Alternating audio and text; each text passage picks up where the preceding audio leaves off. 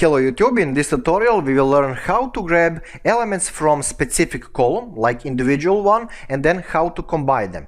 So normally, well, this is my new terminal, so normally you will say select all from friends, and that will work. But if you want to grab everything here, then you will say this: select name from friends.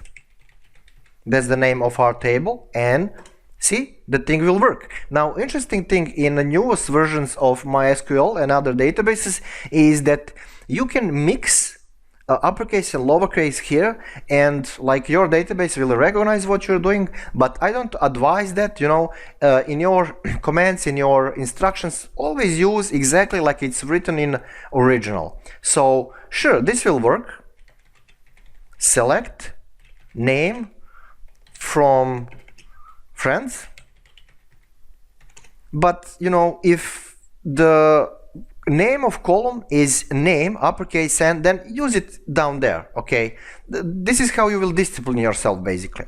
Now the same thing is for friends. Now check this out, this will also work. Select all uppercase from friends. Oh, sorry. And this will also work, but I don't advise it, okay? Just use it like it's in original description of table, right? So what else we can have here? Now, let's say that you want to combine name and telephone. Sure, we can do that. Select name and... So the thing is that you can just type comma here and then specific name of column. Very simple stuff. You can have 10 of them here. Of course you will get a bigger report, but you know, I don't know how many columns you have in your project. So from friends and telephone, yeah, telephone, and that will work. So totally cool stuff. Now, when you look into these reports, you just see that something is missing.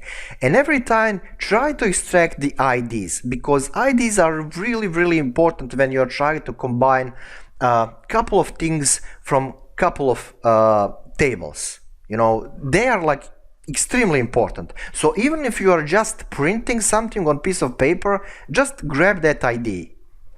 So select ID and name and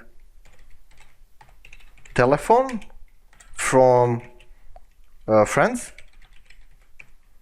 and there you go, the thing will work. Okay, well, that's pretty much it for this tutorial. Nothing really special here, really easy stuff. Just remember, use the same you know, same original name from column, use it into your requests.